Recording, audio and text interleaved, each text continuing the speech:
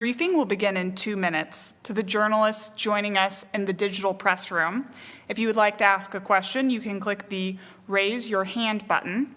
When you are called upon, we will unmute your microphone, and then you will also have to unmute your own microphone. Thank you.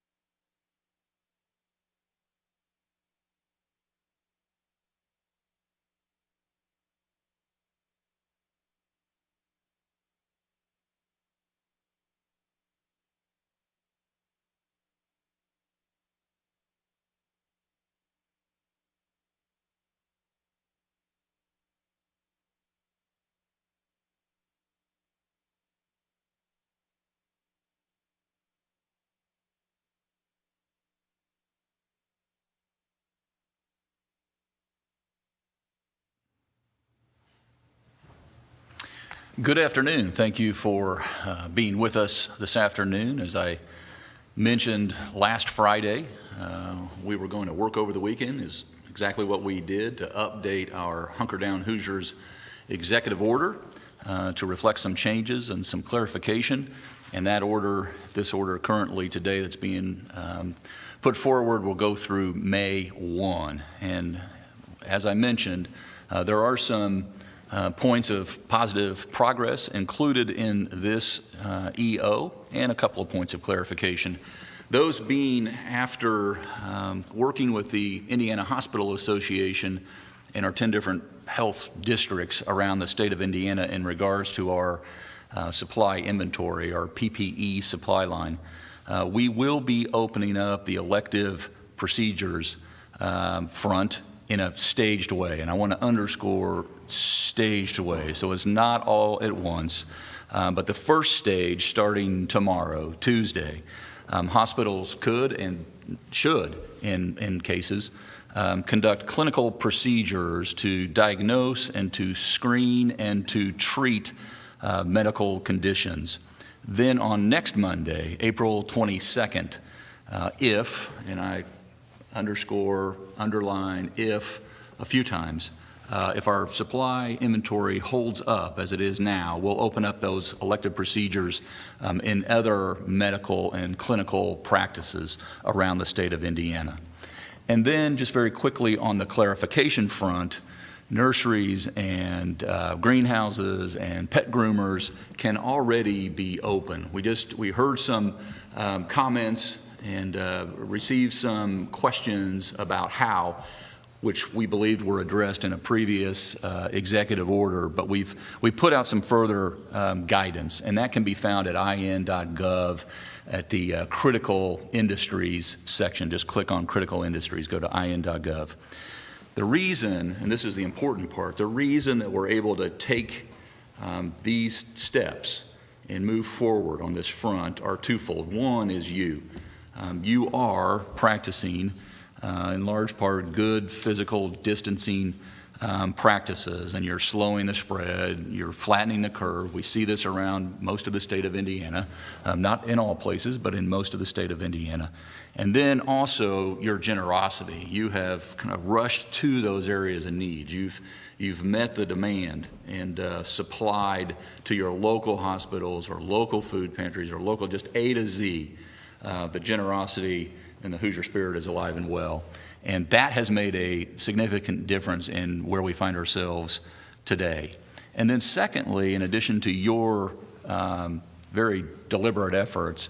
Also, our healthcare system or our network has just experienced some remarkable collaboration, and this has made a big difference, district by district by district, being able to meet the demand.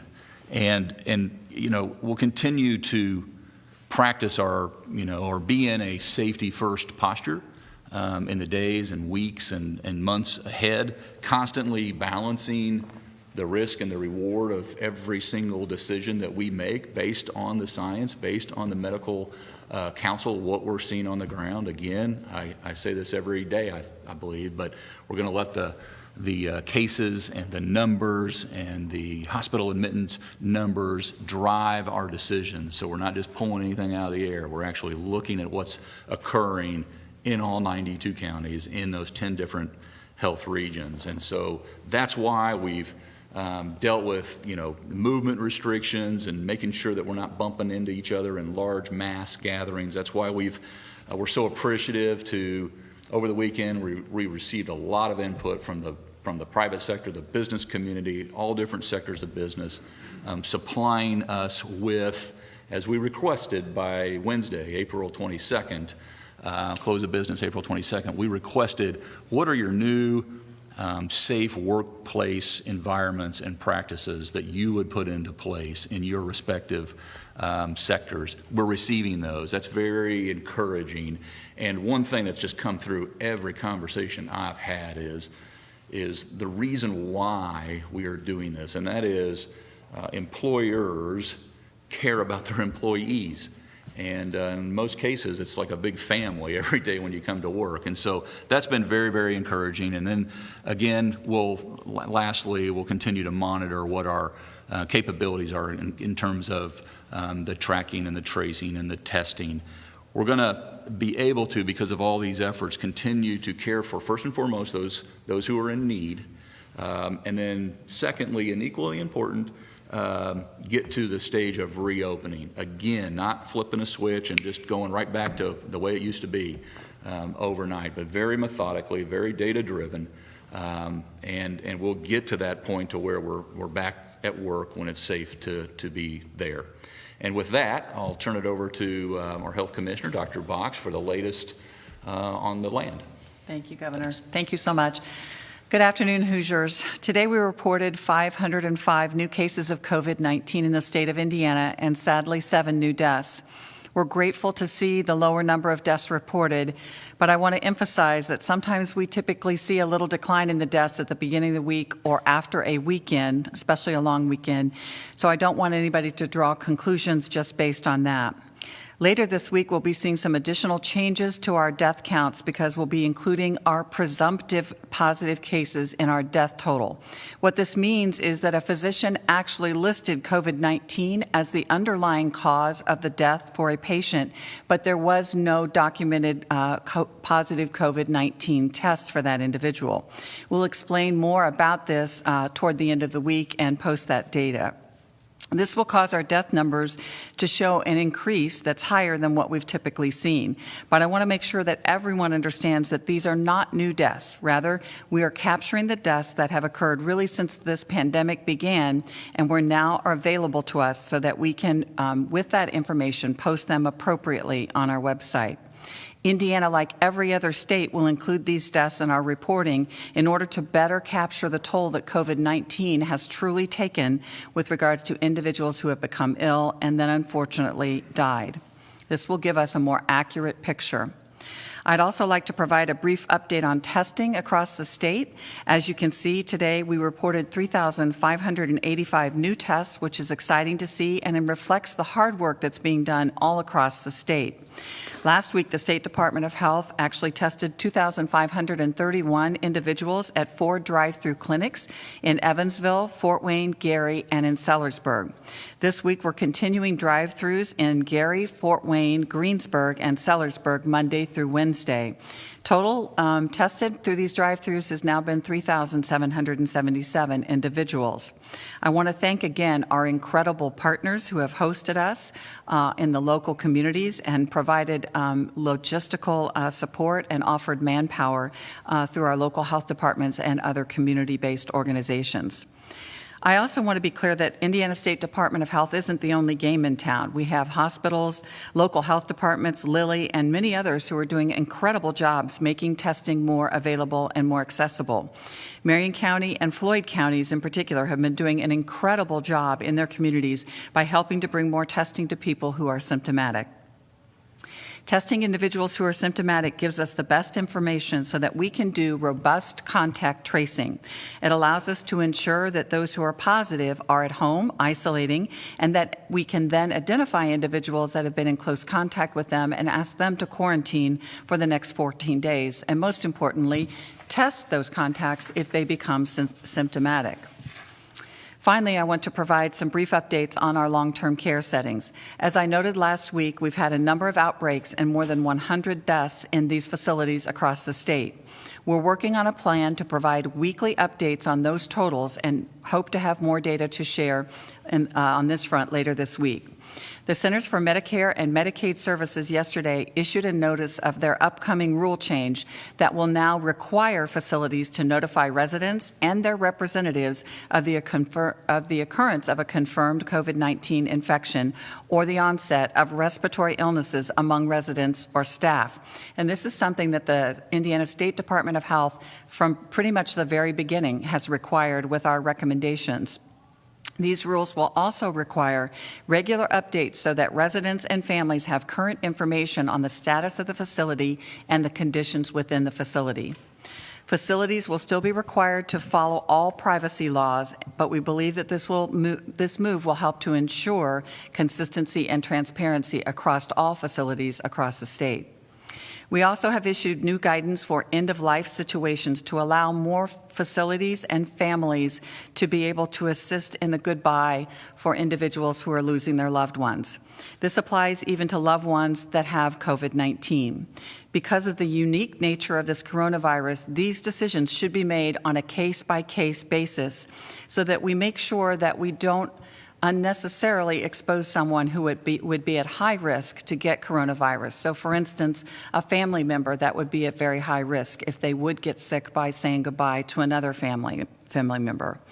I want to encourage all of our long-term care facilities and our hospitals across the state to review this guidance and to have conversations so that families can have this last gift. Thank you very much. Thank you, Dr. Box. Look, I just wanted to say before we get to the Q&A that I know the adverse effects of COVID-19, it's been rattling and it's been unnerving. It's had an effect on our individual and our state psyche and spirit and even soul. This is not unique to the state of Indiana. This is not unique to our country. This is happening all over the globe. And every day that we announce these numbers, those who have been infected and those who have regretfully passed on, we do that not out of choosing, but rather out of an obligation to make sure that you also are equipped with the facts so that you can alter your actions and your behavior accordingly so that you can be as safe as humanly possible. And so setting aside those numbers just for 1 second, I just thought I'd ask you to focus on a couple other sets of numbers. One, and they give me a lot of comfort, quite frankly.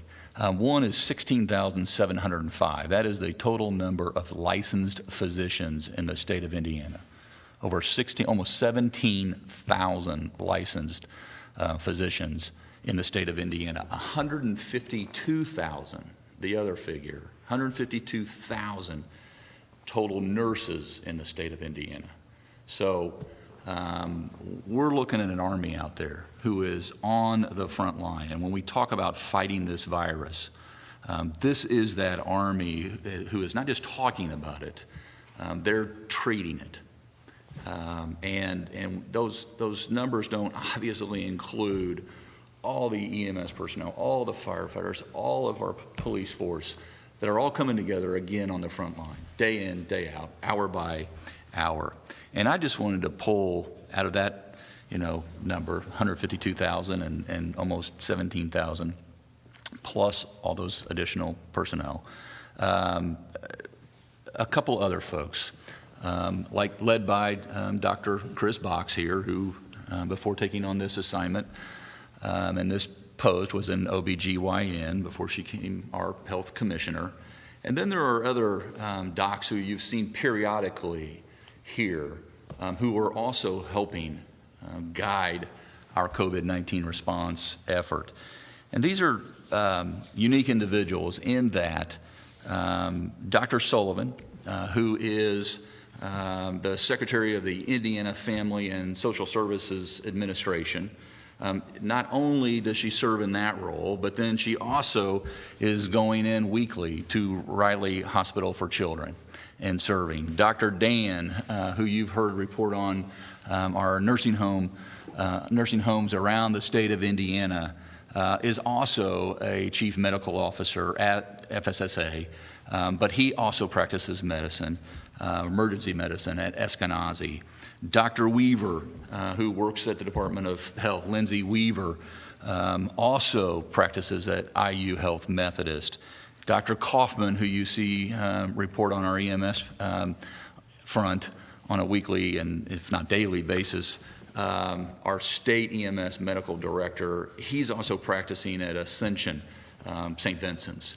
And then we've got Dr. Doss, who is practicing at in our Department of Corrections. And we remain so focused on that population, making sure they're safe and secure. So I just wanted to point out that these folks are not just, talking the talk here, but they are walking the walk on the front line, as close to hand in glove as you can get to this effort. And so on behalf of all those that I've just highlighted, and there are thousands, as I just mentioned, like them, who are putting in as many minutes and as many hours and as many back-to-back days in this effort, 168,000 that I just referred to.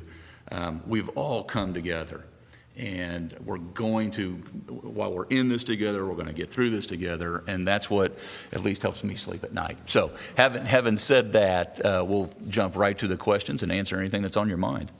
Sarah from WNIN. Hello, Sarah. Good afternoon. Hi, good afternoon. You hear me okay? Yes, loud and clear. Great. So we are reporting that a Spencer County clinic is administering antibody blood tests, and they've had numerous positive results for current infection of COVID-19. These clinicians say the tests are American-made.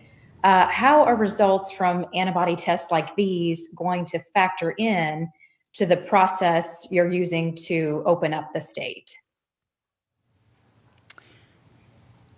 Me take that? Okay. So antibody testing going forward will be very important. It doesn't tell us anything about an individual's current state, whether they're infected. It's not like the PCR that we do for the nasal pharyngeal swab to tell us that somebody's actively infected. What it does tell us is whether someone is immune going forward, potentially, based on their antibodies. There's only been one test in the United States that has currently been approved through an emergency use authorization with the FDA. And that test is available. I'm not sure where it's available here in the state of Indiana. It may very well be the test that you're talking about. The unfortunate thing with some of these tests is that the antibodies are cross-reacting with antibodies, coronavirus antibodies for the common cold. So I would want to just be very cautious about which test this is and make sure that it is not cross-reacting. The other thing that we don't know about this test is how long does that immunity last? We know it probably takes a good 3 to 4 weeks for you to make enough antibody for us to be able to tell whether it's there or not, but to actually know whether that will be there in enough of an amount to keep you immune in 2 months, 3 months, 6 months, or a year, as you know, with things like influenza. Unfortunately, we have to continue to re-immunize people on a yearly basis because of changes in the strains of the virus. Some viruses like HIV actually mutate, and they are not covered by an immunization or a vaccine because of the changes that they do. So In the future, it will be helpful for individuals who maybe were minimally symptomatic or asymptomatic and actually had the infection, when we're sure we've got that very valid test that's not only specific for particularly this SARS-CoV-2 virus, but also very sensitive at picking it up. I just don't know much about the specific tests that you're talking about, so I can't speak to that. Abdul Hakim Shabazz, Indy Politics. Good afternoon, Abdul. Good afternoon, Governor. Good afternoon, Dr. Box. Always good to visit with you guys on my scheduled 2:30 watching. So a couple of things. Dr. Box, Dr. Fauci, apparently on the Hill, reported today that he was concerned about a lot of the protesters taking place around the country, that people weren't social distancing, and this could possibly maybe spike our numbers 2-3 weeks down the road. I'm interested in your reaction to what we saw this weekend at the governor's residence. And Governor, for you, OSHA said so far we had about 800 complaints since last Monday. Any new numbers on complaints, cease and desist letters, or written warnings for businesses that may be violating those essential workplace orders? So, first of all, I respect the right for anybody to speak out and to protest, but I would in this time like them to social distance and to wear masks, because I am very concerned about those individuals becoming ill, or if they're asymptomatic carriers infecting someone else. So I just would like to see that done in a way that would respect the social distancing that is required. Yeah, and Joe, you can come up here and let me just add to that, Abdul. This occurred in Marion County, where about a third of our positive cases have been reported and about a third of our total state deaths have been reported. And so it's an environment that appeared to be almost a perfect petri dish for how this can spread. And I underlined can. Don't know if it will, hope it won't. I think it has the potential unintended consequence of making your voice be heard. We respect everyone's voice and being able to step forward and be heard. But this would be the exact way not to be productive about that. Potentially, it just sets us back. Set aside how almost demoralizing it can be to those frontline people that I just talked about that go into work every single day and wonder if they're going to take it home. But when we just add to that, almost in a flaunting way, it is not helping. Now, there's nothing government can do to encourage people to care about their neighbors, folks that they may not know. But there are steps that can be taken. And I should say that just not more than about an hour ago, I got off the phone with a lot of other governors across the country and the Vice President of the United States. My predecessor here in the state of Indiana mentioned about just how important it is for these stay-at-home orders across the state of Indiana, the difference that they're making right now, and the need that we don't just pull up short. And I totally get the anxiety and the impatience and the desire to get back out there and get back out the way things used to be. There will be a new normal, and we will get there. And we're on the right path. That's the somewhat frustrating thing is, for the most part in the state of Indiana, we're on the right path. We just announced some progress. We spent all weekend working on responsibly and safely reopening. We want to do this in a smart way. And we'll get there a lot faster if everyone subscribes to the notion that we're in this together.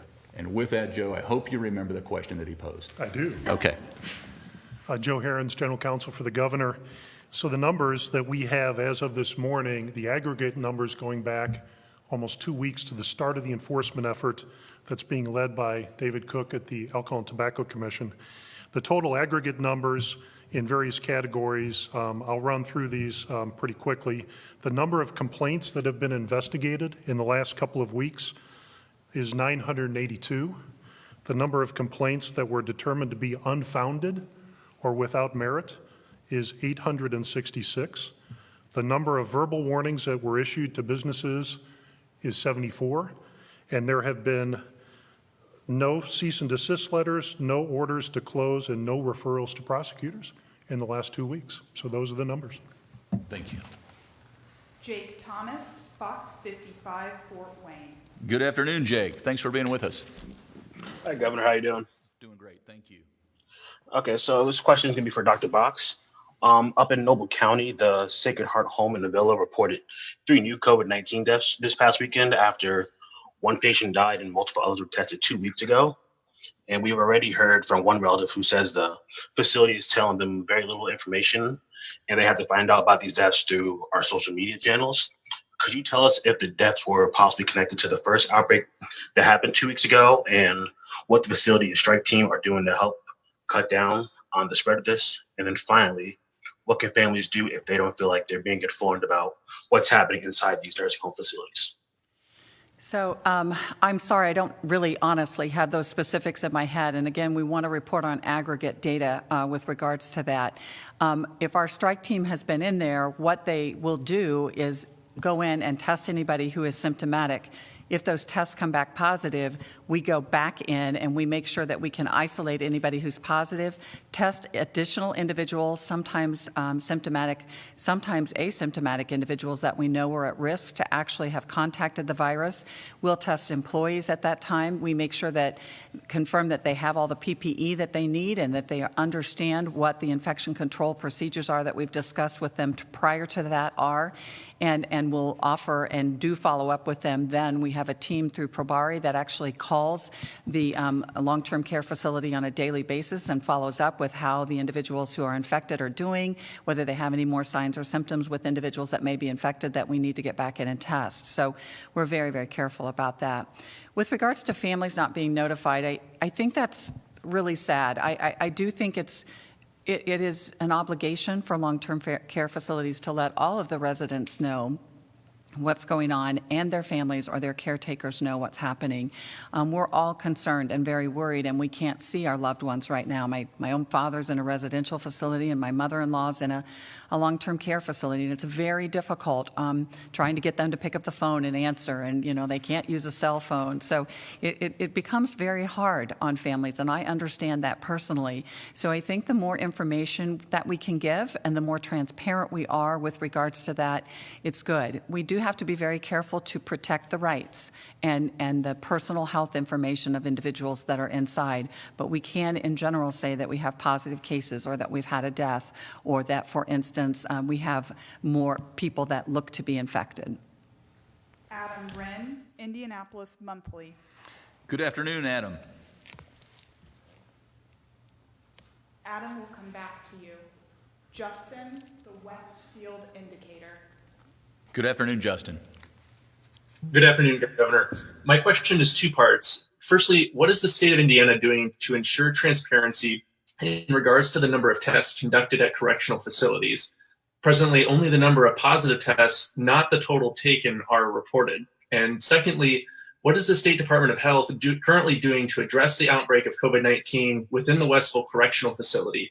Internal DOC briefings have shown that the number of inmates exposed to the virus may be almost 15 times higher than the number of confirmed cases.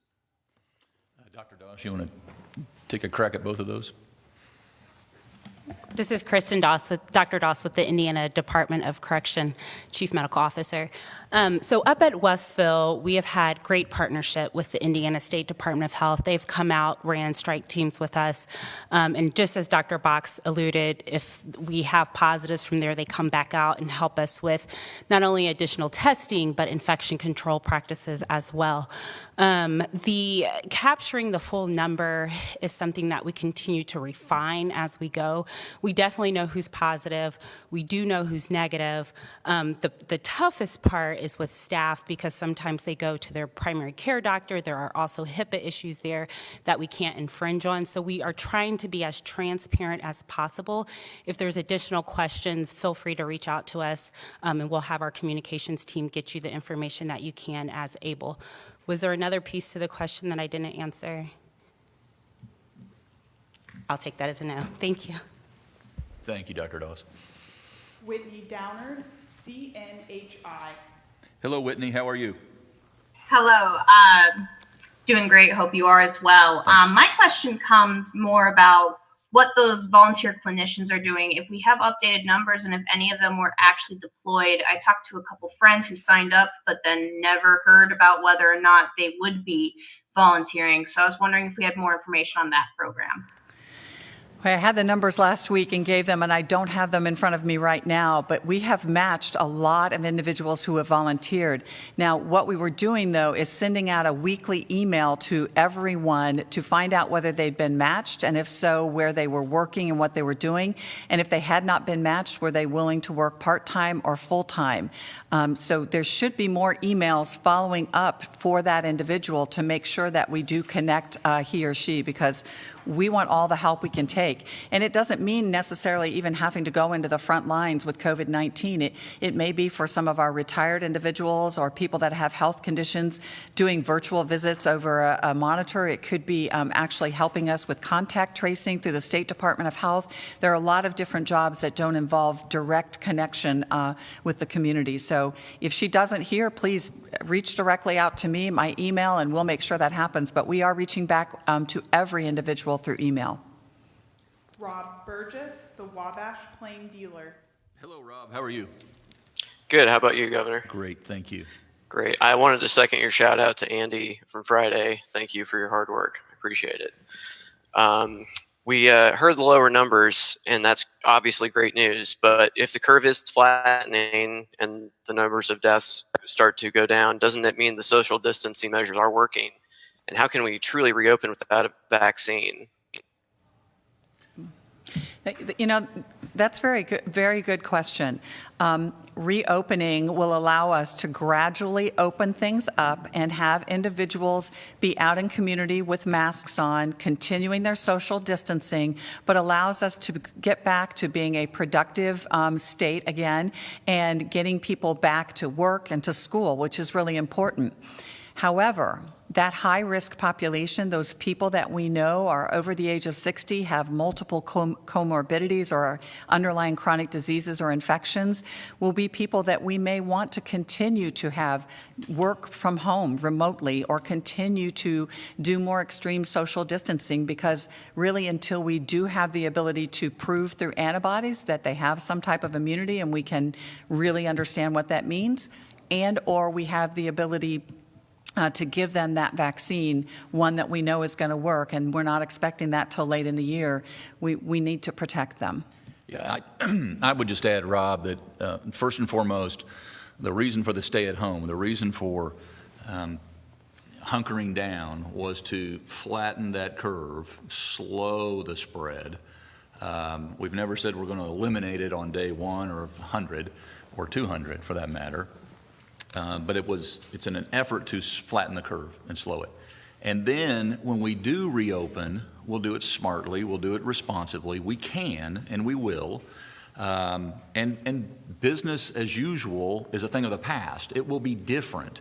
And that's why I said at the very outset I was so encouraged by just the input that we received already. And this was just over the weekend about how folks are talking about how the workplace will be different, whether it's telecommuting or whether it's the deep cleanings that are occurring at the beginning and the end of the day or the middle of the day, the breaks, the barriers that used to not be there, the washing of the hands, the wearing masks, all these things can happen. And the willingness on behalf of the employee and the employer will enable us to get back to work. It just won't be all at once or all of a sudden or in a responsible, unsafe manner. But we'll get there. We return to Adam Wren of Indianapolis Monthly. Hello, Adam.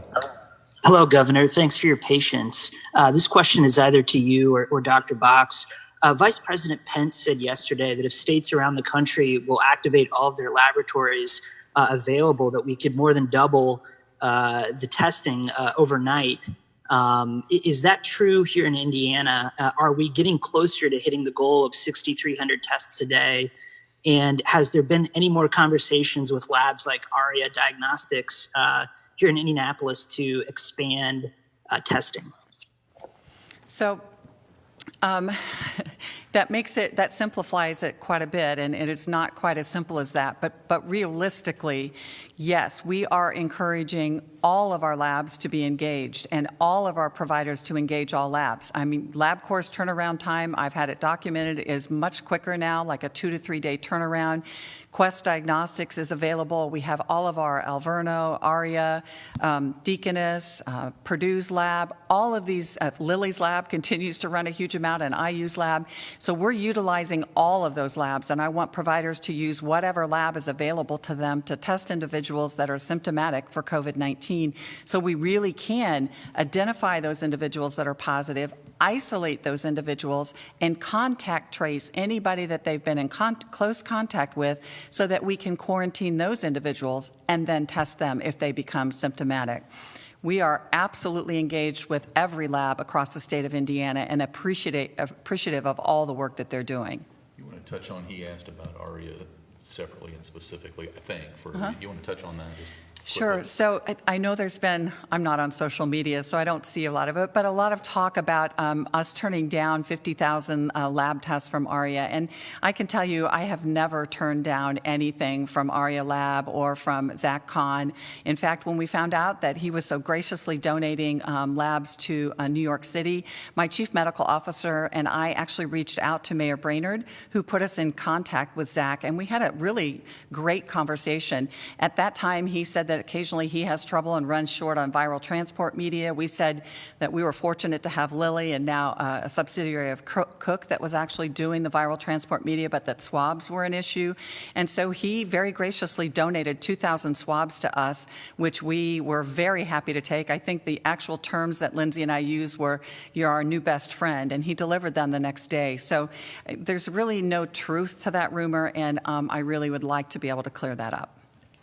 Sherry with the Indianapolis Star. Good afternoon, Sherry. Good afternoon, Governor. Good afternoon, Dr. Box. Thank you for doing this. I'm sure it's getting a little tiring for you, but I wanted to ask Dr. Box a question about what are you hoping adding in presumptive positive deaths will show us? What is the idea of how we will enhance our knowledge of how the outbreak is going at the end of having those presumptive positive deaths in the picture? And one quick question, clarification about opening up for elective procedures. Does that include like regular dental visits, or is that still? Well, why don't you take the first one and then we'll elaborate on that, Sherry. Here's next. Okay. So Sherry, can you just restate your question just quickly for me? The question was, what does looking at presumptive positive? I'm sorry. How is that going to change? So it's important to me that, and to the state and to the nation, that we do capture individuals who lost their life because of this disease, because of this pandemic. In a clinical setting, oftentimes the ability to diagnose a particular disease, even like COVID-19, may be based on things that don't have to do with just getting a positive COVID-19 test. And that may be x-rays, it may be a CT scan, it may be the clinical picture. All of that goes together when a person is hospitalized, when a person is seen in the emergency room. The only difference is that if you document that positive COVID-19 test, especially for somebody who's released to home, then that allows me at the State Department of Health to get immediate notification about that test so that I can not only make sure that individual goes home and isolates, but then we can reach out and do an investigation with that individual to identify close contacts they might have had. So from a public health perspective, the positive test is important. There are individuals that occasionally will absolutely be a COVID-19 individual that lost their life. And we're confident of that, but the test may come back negative because we do rarely have some false negatives. So that's the importance of that, is making sure that we are realistically capturing every individual that may have lost their life to this. Joe, you want to, Sherry, I could answer your second question with one word: yes, it does include.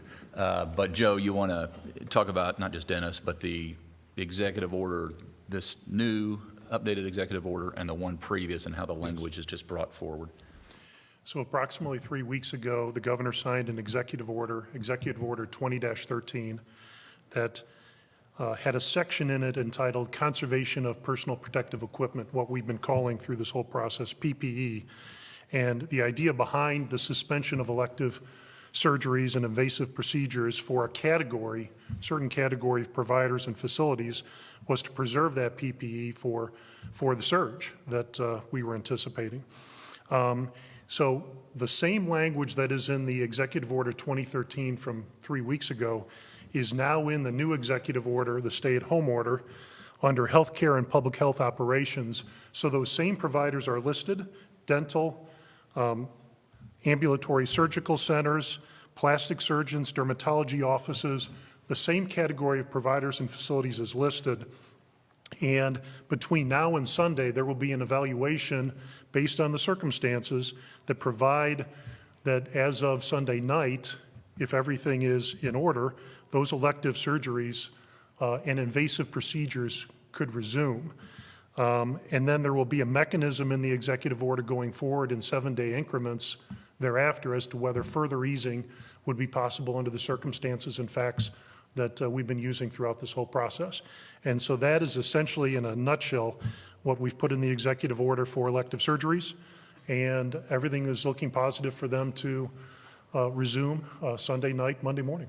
Yeah. So you have a week, Sherry, to answer your question. Those folks have a week to get prepared for next Monday, now 6 days from now. Yes. Dominic Miranda, WTHI. Good afternoon, Dominic. Good afternoon, Governor, and good afternoon, Dr. Box. This question, I believe, would be for Dr. Box. On the topic of recovery numbers related to COVID-19, many of our counties here in West Central Indiana have not reported many, if any, recoveries, quote unquote. Could you define what it exactly means to be fully recovered from COVID-19? And in that same token, Vigo County health officials said it's not necessarily the time right now to focus on recoveries, but rather the situations in our hospitals as we're still kind of in the midst of COVID-19 and in our hospitals with numbers. So my question would just be where we stand with recoveries and really just right now with the situation at hand. I don't have the numbers that I presented last week with regards to our hospital systems and recoveries, but there were a significant number of patients that were discharged from the hospital and had not fortunately died from COVID-19. I think that what your hospital system is saying is correct. Right now, they're probably very much in the middle of battling COVID-19 patients and trying to keep them healthy as they possibly can and to treat them in the very best way possible. But we presented all of that information last week, and I can certainly get that for you if you don't have it. And we looked at all hospitals from all across the state that basically come in through our Indiana Health Information Exchange, and we put that data, Regan Street put that data together for us. So that would have represented anybody from Vigo County. The biggest problem with recovery is that there are so many individuals out there that may have fallen ill but had mild illnesses. That 80% that we know just kind of stayed home until they were better and waited till their fever went away, their cough got better. And so those are recovered patients.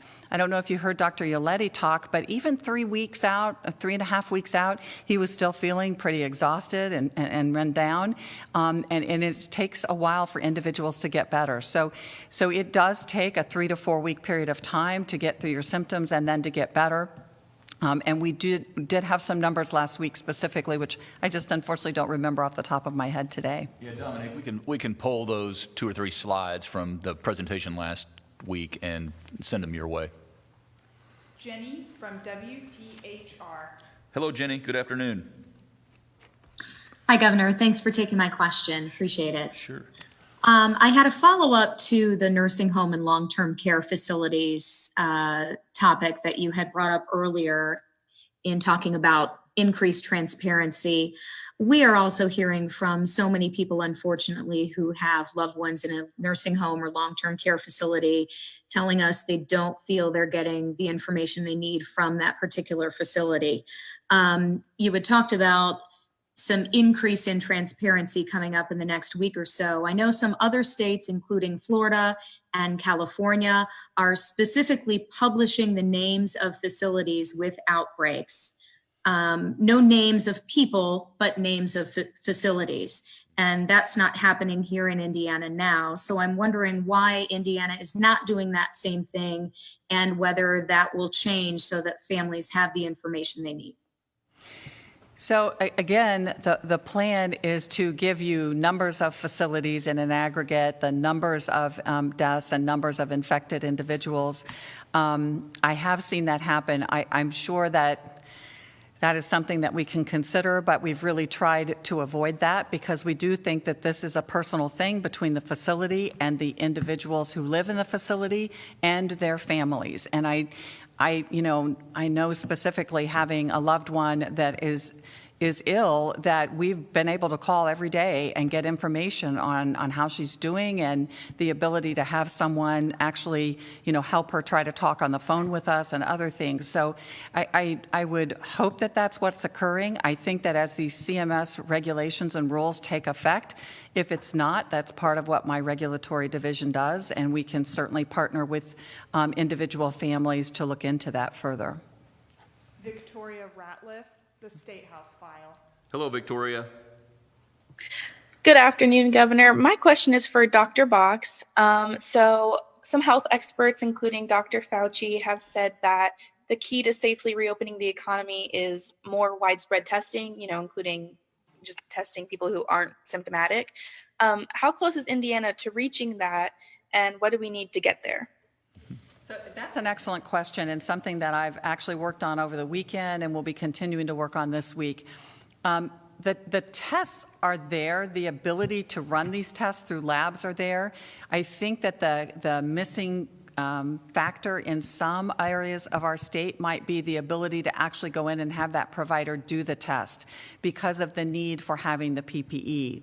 So I've actually reached out to the Hospital Association, and we'll have a meeting in the next probably 24 to 36 hours with them to see how we can actually get a handle on exactly where across the state all of this testing is occurring, map that out, map out all our federally qualified health clinics and community health clinics that are engaged and just now starting up to do this testing, and then identify those gaps within each county so that when I contact trace someone and I call someone, tell them they've been exposed to COVID-19 and they call back in 24 hours and say they're symptomatic or in a few days, we will know based on where they live where we can send them to get tested. So I think it's more about maybe identifying those sites and making sure that individuals are aware of where they can go to get that done.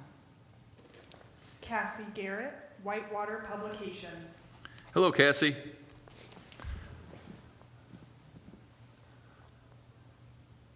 Cassie, you should be able to speak. We'll come back to Cassie. Eric Berman, WIBC. Hello, Eric. There it is. Hello, Governor. Going back to the question as we move towards coming out of this and lifting restrictions, I believe today with the elective procedures is the first time we've moved more loosely rather than stricter. Once there's a broader lifting of the lockdown, even in a partial phase in, what does the state do to keep people from being like Henry when he's let off the leash? There's a little bit of lifting and everybody just floods the streets and floods gatherings again. What can the state do to prevent that? Well, that's what I've talked about, it being a rolling or a very methodical, obviously a very responsible. In some part, it'll have to do with all the recommendations that we've received for folks telling us that they can conduct business differently. But again, it won't be all at once. It will be incremental steps. And yes, this is progress. This is a step in the right direction, but it's a responsible step because it's tethered to the numbers. It's tethered to what we can do right now. It's tethered to a sector that is very safe. Dentists are used to being good on the hygienic front. And so these are the types of steps that we'll take. And as we look at all the different sectors out there from A to Z, and what I'm referring to is whether it's sporting events or casinos or education or manufacturing, large or small, retail, we see this occurring around the country. Not everyone, but a lot of folks are looking at May sometime because we're seeing glimmers of hope around and progress around the country. I will say that, I've seen some other states say we're going to start to open retail business. That's true, but we've been doing that curbside. And so some states are just getting to that point of curbside retail business being open. And so we'll look at shopping malls, we'll look at theaters and museums and construction, et cetera, A to Z, and come May 1st, we'll be in a position to start to put a little more detail on that plan going forward. But again, it will be tethered, directly linked to the facts on the ground as they are on that moment of time. Nikki Kelly, Fort Wayne Journal-Gazette. Hello, Nikki. Good afternoon. Hello, Doug.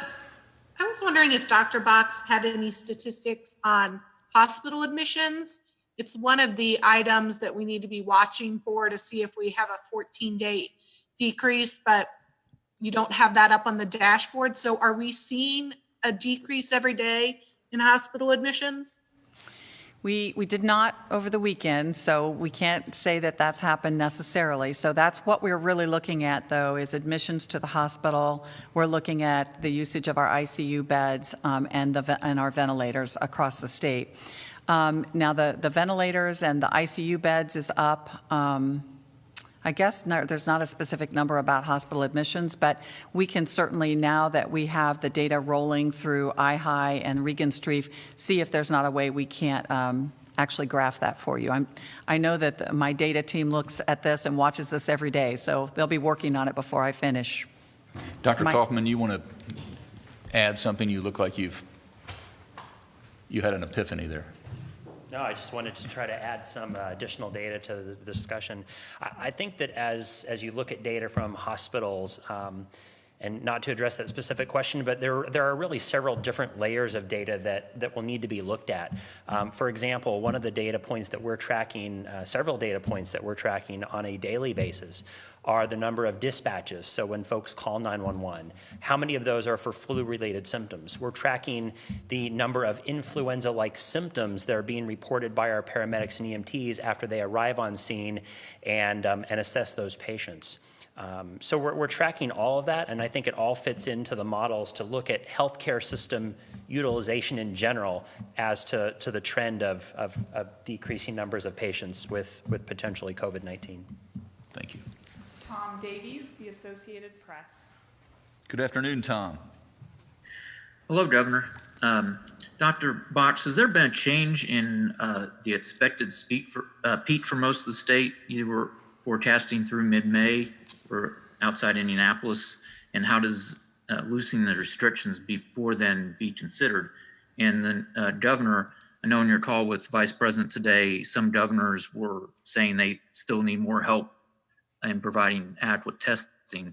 Do you feel the same way, since experts have been saying that widespread testing, even more so than we have now, is needed for that reopening to happen? So we will have more modeling data that they get together on Wednesday, and they'll show the governor and I that data Wednesday to Thursday. So we'll have a better look. Last week we saw some flattening in several areas. So like we had potentially reached a plateau.